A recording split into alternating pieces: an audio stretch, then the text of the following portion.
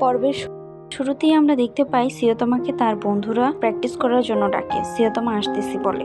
তখন নায়িকা ও নায়ককে তাকিয়ে থাকতে দেখা যায়। পরের সিনে আমরা দেখতে পাই নায়িকা ব্রডকাস্ট রুমে গিয়ে গান সিলেক্ট করে নায়কের পছন্দের গান প্লে করে।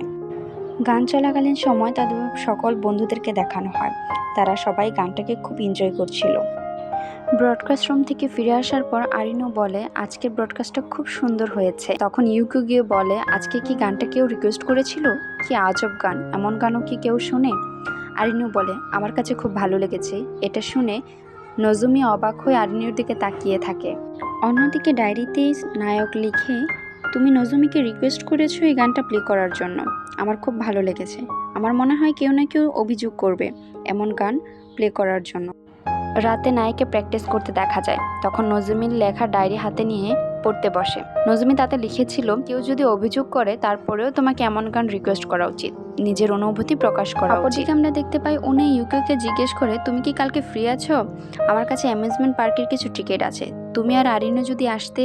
ইউকে কিছুক্ষণ চুপ থেকে উত্তর দেয় কালকে আমি ফ্রি আছি। উনি যেতে যেতে বলে সিয়তমাও কাল আসবে। ইউকে নজুমিকে সবটা বলে। নজুমি বিড়বিড় করে বলতে থাকে আরিনো আর সিয়তমা একসাথে। তখনই ইউকে বলে তুমিও আমাদের সাথে চলো না, তাহলে আর এটা ডেট মনে হবে না। এটা শুনে নজুমি অবাক হয়ে যায়। পরের সিনে আমরা দেখতে পাই নজুমিকে তৈরি হতে। নজুমি তৈরি হয়ে সবার আগে অ্যামিউজমেন্ট পার্কের সামনে গিয়ে দাঁড়ায়। সেখানে গিয়ে সবার জন্য অপেক্ষা করতে থাকে। তখনই সিয়তমা চলে আসে। সিয়তমা এসে নজুমিকে হাই বলে। নজুমি কিছুই বলে না, অবাক হয়ে তাকিয়ে থাকে। তখন সিয়তমা নজুমিকে বলে তুমি কি এখনো ঘুমিয়ে আছো? সিয়তমার কথায় নজুমি মাথা নাড়তে নাড়তে বলে গুড মর্নিং। তখন সিয়তমাও বলে গুড মর্নিং। সিয়তমা নজুমিকে বলে আজকে তোমাকে অনেক সুন্দর লাগছে, এটা বলেই তার মাথায় হাত দেয়। নজুমি কিচ্ছু বলে না। ঠিক তখনই আরিনো চলে আসে। আরিনো সিয়তমাকে দেখে হাই জানিয়ে বলে আমি আরিনো মাস্টমাট্টু। নজুমি তখন বলে ও সিয়তমা। আরিনো বলে আমরা প্রথম কথা বলছি তাই না? সিয়তমা আশ্চর্য হয়ে হ্যাঁ বলে। তখনই ইউকো আর উনি চলে আসে। তারা অ্যামিউজমেন্ট পার্কের ভিতরে যায়। সেখানে তারা অনেক রাইডে চড়ে, অনেক মজা করে। তাদেরকে তখন সেখানে অনেক আনন্দ করতে দেখা যায়। রাইড শেষে ইউকো বলে আমার খুব ক্ষুধা লেগেছে। তখন নজুমির ডিসাইড করা প্ল্যান অনুযায়ী তারা সকলেই লাঞ্চ করে। লাঞ্চ করার সময় সিয়তমা ও আরিনোকে একসাথে কথা বলতে দেখা যায়, হাসাহাসি করতে দেখা যায়। সেটা নজুমি চুপ হয়ে দেখতে থাকে। তার বিষয়টা একটুও ভালো লাগে না। লাঞ্চ শেষে সিয়তমা ও নজুমি ময়লা ফেলতে যায়। সেখানে সিয়তমা নজুমিকে জিজ্ঞেস করে তুমি কি নিবে? নজুমি বলে যে কোনো কিছু। সিয়তমা নজুমির জন্য রেড ক্যান নিয়ে আসে। সেটা তার গালে ধরে। নজুমি অবাক হয়ে যায়। তখন নজুমি জিজ্ঞেস করে রেড ক্যান? আমি কখনো খাইনি। সিয়তমা বলে তুমিই বলেছ যে কোনো কিছু। সেখানে তারা একটু বসে গল্প করে। সিয়তমা তখন জিজ্ঞেস করে নজুমি তুমি এমন কেন? তখন সবার মন রাখতে তুমি বলেছিলে যে কোনো কিছুই হলেই হবে। নজুমি কিচ্ছু বলে না, চুপ হয়ে থাকে। সিয়তমা তার গাল চেপে ধরে। তারপর গেমে জেতা ডলটা নজুমিকে উপহার দেয়, বলে এটা তুমি রাখতে পারো। তখন নজুমি অনেক খুশি হয়ে যায়। সিয়তমা নজুমির গাল চেপে ধরে বলে তুমি অনেক কিউট। নজুমি মুস্কি হাসে। পরের সিনে আমরা দেখতে পাই সিয়তমা ও আরিনো একসাথে রাইডে চড়ে। নজুমি পিছনে তাদের রাইডে চড়ে। নজুমি তাদের দেখে মন খারাপ করতে থাকে।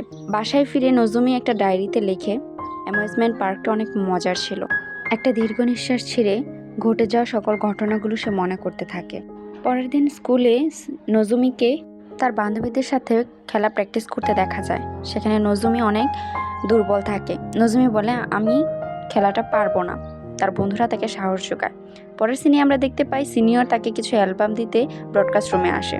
বলে এগুলো এখন আর আমার কোনো কাজে লাগে না, তুমি এগুলো ব্যবহার করতে পারো। নজুমি তাকে ধন্যবাদ জানায়। নজুমি কঠোর পরিশ্রম করে পরীক্ষায় প্রথম হয়। আর অন্যদিকে আমাদের নায়ক ইংরেজিতে নাম্বার কম আসে, তাই সে নজুমির কথা ভাবতে থাকে। তখনই এক দৌড়ে নজুমির কাছে গিয়ে বলে নজুমি আমাকে কি তুমি ইংরেজি পড়তে সাহায্য করতে পারো? নজুমি উত্তর দেয় হ্যাঁ। সিয়তমা একটা কাগজে তার কন্ট্যাক্ট নাম্বার লিখে দিয়ে আসে। নজুমি সেটা হাতে নিয়ে দাঁড়িয়ে থাকে। সিয়তমা চলে যায়। নজুমি সেদিকে তাকিয়ে থাকে। পরের সিনে আমরা দেখতে পাই নজুমিকে সিয়তমা টেক্সট করে বলে যে তুমি লাইব্রেরিতে অপেক্ষা করো।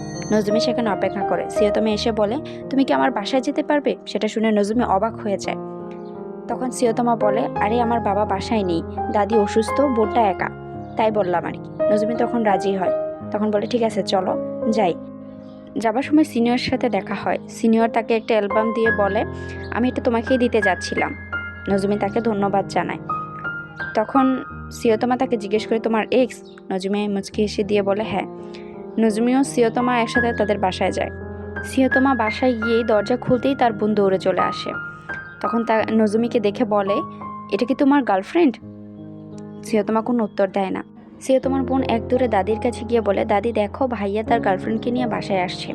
সিয়তমা তার দাদিকে তুলতে তুলতে বলে, ও আমার একজন বন্ধু, আমার গার্লফ্রেন্ড না। নজমি তাকে হায় জানায়। রুমে গিয়ে নজমি ও সিয়তমাকে পড়তে দেখা যায়। তখনই সিয়তমার বোন চলে আসে। সিয়তমা নজমির দিকে অবাক দৃষ্টিতে তাকিয়ে থাকে।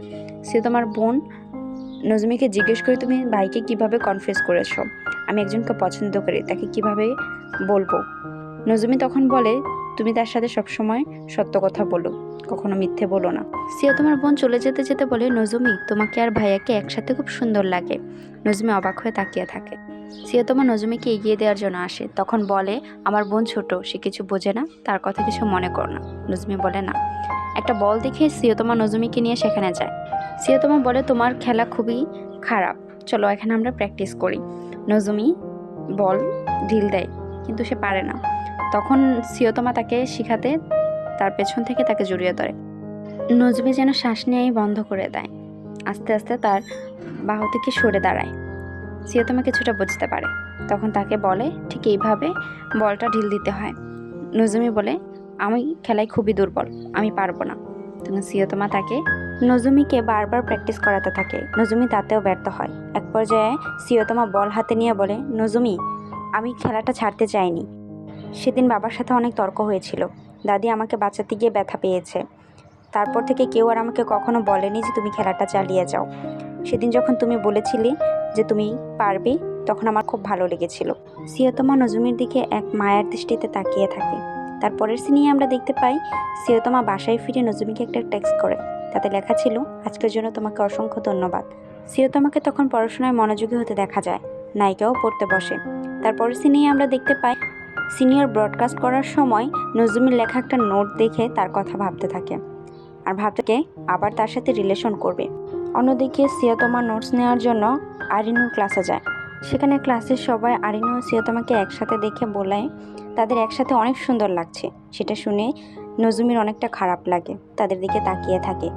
অপরদিকে আমরা দেখতে পাই সিনিয়র নজমিকে আবার কনফেস করার চেষ্টা করে, কিন্তু নজমি তখন তাকে রিজেক্ট করে। সিয়তমা সেটা আড়াল থেকে শুনেই চলে যায়। রাতে সিয়তমা নজমিকে টেক্সট করে বলে, আমার ইংরেজি পরীক্ষা অনেক ভালো হয়েছে, তোমাকে অসংখ্য ধন্যবাদ নজমি। তখন নজমি টেক্সটের উত্তরে বলে, কালকে কি তুমি একটু আমার সাথে দেখা করতে পারবে? তোমাকে কিছু বলার আছে। সিয়তমা জিজ্ঞেস করে, কিছু কি হয়েছে? নজমি বলে, দেখা করো, তারপর বলতেছি। পরের সিনে আমরা দেখতে পাই, তার বন্ধুরা ক্লাসে আসার সাথে সাথেই আরিনুকে ঘিরে ধরে জিজ্ঞেস করে, তোমার সাথে লম্বা ছেলেটা কে ছিল? আরিনু বলে, আমার একজন বন্ধু, সে আমাকে পছন্দ করে, তার সাথে বাইরে যেতে বলেছে, আমি তার সাথে যাব। নজমি তখন আরিনুকে বলে, তোমার আশেপাশেও অনেক ভালো ছেলে আছে যা তোমাকে পছন্দ করে। এটা শুনে ইউকে বলে, তুমি উনির কথা বলছো তাই না? নজমি বলে, না না। তখন তাদের তিনজনের মধ্যে ভুল বোঝাবুঝি হয়। ফলে তাদের বন্ধুত্বটা কিছুটা সময়ের জন্য দূরত্ব সৃষ্টি হয়। তারা কেউ কারোর সাথে কথা বলে না। নজমি মন খারাপ করে ক্লাসে বসে থাকে। তখন সিয়তমা এসে বলে, কি হয়েছে তোমার, মন খারাপ? নজমি কিচ্ছু বলে না, চুপ করে বসে থাকে। সিয়তমা তাকে হাতে টেনে নিয়ে ছাদে নিয়ে যায়। বলে, যদি তোমাকে কেউ কিছু বলে থাকে তাহলে তার সমস্ত রাগ ওই উঁচু পাহাড়ের দিকে তাকিয়ে চিৎকার করো, সব কেটে যাবে। সিয়তমা জোরে চিৎকার করে। নজমি সেটা তাকে বলে, সবাই শুনবে তো। তারপর নজমিও কিছুটা ট্রাই করে। তার কিছুক্ষণ পর নজমি সিয়তমাকে বলে, আমার জন্য আমার বন্ধুদের মাঝে ঝগড়া সৃষ্টি হয়েছে, আমি জানি না কীভাবে সমাধান করব। সিয়তমা তার মাথায় হাত রেখে বলে, সেটা ধীরে ধীরেই ঠিক হয়ে যাবে, সময় সব কিছু বদলে দিবে। এটা বলেই সিয়তমা চলে যায়। নজমি তার চলে যাওয়ার দিকে তাকিয়ে থাকে। তারপরের সিনে আমরা দেখতে পাই, নজমি ও সিয়তমা একটা ক্লাসে বসে পড়ছিল। সিয়তমা সিনিয়রের সম্পর্কে জানতে চায়। নজমি কিছু বলে না। কিছুক্ষণ চুপ থেকে নজমি জিজ্ঞেস করে, তোমার আর আরিনুর সম্পর্কটা খুবই ভালো তাই না? আমি আশা করব তোমরা সবসময় একসাথেই থাকবে। সিয়তমা চুপ হয়ে নজমির দিকে তাকিয়ে থাকে। আচমকা উঠে গিয়ে নজমিকে একটা কিস করে। নজমি তাকে ধাক্কা দেয়। কোনো কিছু বুঝে ওঠার আগেই সিয়তমা বলে, আমি এরকম কিছু বোঝাতে চাইনি, এটা বলেই সিয়তমা সেখান থেকে চলে যায়।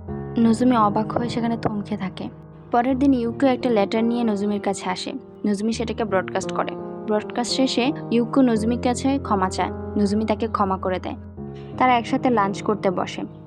লাঞ্চ করার সময় আমরা দেখতে পাই আরিনো দৌড়ে ব্রডকাস্ট রুমের দিকে আসে। ব্রডকাস্ট রুমে এসে আর নজুমি ও ইউকোর কাছে ক্ষমা চায়। তারা তাকে ক্ষমা করে দেয়। তখন তারা একসাথে বসে লাঞ্চ করতে থাকে। ঠিক তখনই একটা ব্রডকাস্ট বক্সে একটা লেটার আসে। আরিনো গিয়ে সেটা নিয়ে আসে। আরিনো ডায়েরি খুলতেই অবাক হয়ে নজুমির দিকে তাকিয়ে থাকে। নজুমি কিছুই বলে না। নজুমি সেখান থেকে এক দৌড়ে পালিয়ে আসে। পরের সিনে আমরা দেখতে পাই নায়িকাদের খেলা চলতে থাকে। নায়িকা সেখানে পার্টিসিপেট নেয়। আমাদের নায়কও সেখানে চলে আসে। নায়িকা বল হাতে নিয়ে নায়কের কথা ভাবতে থাকে। তখন নায়কের শেখানো পদ্ধতিতে বল ঢিল ছোড়ে। সেটা যখন জালিতে পড়ে নায়িকা অবাক হয়ে হাততালি দিতে থাকে। সবাই অনেক খুশি হয়ে যায়। সিয়তমাও সেটা দেখে অনেক হাসতে থাকে। সিয়তমাদের মাঠে খেলা অনুষ্ঠিত হয়। সিয়তমারা কোনো গোল করতে পারে না, তাই তারা হেরে যায়। এদিকে তখনও নজুমি আরিনুকে ইগনোর করার চেষ্টা করে। নজুমি ক্লাস শেষে আরিনুর জন্য অপেক্ষা করে। আরিনু তাকে এক্সপ্লেন করার জন্য একটা সুযোগ দেয়। নজুমি তাকে সবটা বুঝিয়ে বলে। তখন আরিনু বলে, তুমি যাই করো না কেন তাকে সত্যিটা বলা উচিত, আমি তোমার পাশে থাকবো। নজুমি তার কাছে ক্ষমা চায় আর বলে আমি কালকেই তাকে সবটা বলে দেব। তখন মনে মনে ডিসাইড করে কালকেই একটা চিঠিতে সবটা তাকে এক্সপ্লেন করে বুঝিয়ে বলবে। আরিনু নজুমিকে বলে, যাই কিছু হয়ে যাক না কেন আমি তোমার পাশে আছি, তুমি ভয় পেও না। এটা বলেই ডায়েরিটা তাকে ফিরিয়ে দেয়। নজুমি পরের দিন একটা ডায়েরিতে সবকিছু লিখে সেটা ডেস্কের কাছে নজুমি চলে যাওয়ার পর সিয়তমা ক্লাসে আসে। ডেস্ক থেকে চিঠিটা হাতে নেয়। চিঠিটা হাতে নিয়ে সিয়তমা বাইরে চলে যায়। অন্যদিকে ব্রডকাস্ট রুমে নজুমি তার পছন্দের গান প্লে করতে থাকে, যেটা সবাই অনেক প্লে করতে থাকে। এ সময় সবাইকে খুব আশাতে দেখানো হয়। অন্যদিকে সিয়তমা চিঠিটা পড়তে থাকে। তাতে লেখা ছিল, আমাকে ক্ষমা করো, আমি আরিনু না, আমার নাম নি। আমি তোমার সাথে এতদিন আরিনু সেজে কথা বলেছি। চিঠি পড়া শেষে সিয়তমা এক দৌড়ে ব্রডকাস্ট রুমের দিকে যেতে থাকে। নজুমি ব্রডকাস্ট বন্ধ করে সেখানে দাঁড়িয়েছিল। সিয়তমা সেখানে চিৎকার করে বলতে থাকে, নজুমি মানে কি, আমাকে সবটা ক্লিয়ার করে বল, তুমি কি বুঝেছ? এভাবেই সব কিছু শেষ করে দেবে? নজুমি কিছুই বলতে পারে না। সবটা চুপ করে মাথা নিচু করে সিয়তমার কাছে ক্ষমা চায়। সিয়তমা তখন একটা দীর্ঘ নিঃশ্বাস ছেড়ে বলে, মানছি আমার ভুল হয়েছে, আমি তোমাকে ভুল বুঝেছি। আমি যখন চিঠিটা নিয়েছিলাম তখন আমি ভেবেছি সেটা আরিনু দিয়েছে। তোমার সিটে আমি আরিনুকে দেখেছিলাম, তারপরে আমাকে একদিনও বলনি। আমি যখন বুঝতে পেরেছি আমার ভুল হয়েছে, আমি তখন থেকেই তোমাকে ভালোবেসেছি। এটা শুনে টেবিলে ধাক্কা লেগে একটা বক্স অন বাটনের উপর পড়ে ব্রডকাস্ট চালু হয়ে যায়। তখন সিয়া বলে, নজুমি আমি তোমাকে পছন্দ করি। তা স্কুলে সবাই শোনে। তখন সবাই অনেক খুশি হয়ে যায়। নজুমি তখন একটা জোরে চিৎকার নিয়ে বলে, হ্যাঁ আমিও তোমাকে পছন্দ করি, আমিও তোমাকে ভালোবাসি সিয়তমা। এটা শোনার পর স্কুলের সবাই অনেক খুশি হয়ে যায়। এটা বলার পরই মাইকে বিকট একটা শব্দ হয়। সেটা শুনে সিয়তমা আর নজুমি অবাক হয়। নজুমি দৌড়ে গিয়ে মাইক বন্ধ। সিয়তমা দীর্ঘ একটা নিঃশ্বাস ছেড়ে, সব শেষ হয়ে গেল, এখন তো সব ফেললো। তখন সিয়তমা ও নজুমির কিছু পুরনো স্মৃতি তুলে ধরা হয়, যেখানে দেখানো হয় নজুমি সিয়তমাকে পছন্দ করেনি, বরং প্রত্যেকটা পর্বে সিয়তমা ও নজুমিকে পছন্দ করেছে, তার দিকে তাকিয়ে মুচকি হেসেছে। তখন সিয়তমা নজুমির কাছে গিয়ে নজুমিকে বলে, এখন তোমাকে আমার দায়িত্ব নিতেই হবে, স্কুলে ফেললো। তখন নজুমি বলে, আমি তোমাকে ভালোবাসি। এটা শুনে সিয়তমা নজুমিকে জড়িয়ে ধরে কিস করে। আর এখানেই গল্পের হ্যাপি এন্ডিং ঘটে। তো বন্ধুরা, তোমাদের কাছে গল্পটা কেমন লেগেছে সেটা আমাকে কমেন্ট করে জানাতে ভুলবে না। কিন্তু আজকে এখানেই বিদায় নিচ্ছি। আল্লাহ হাফেজ।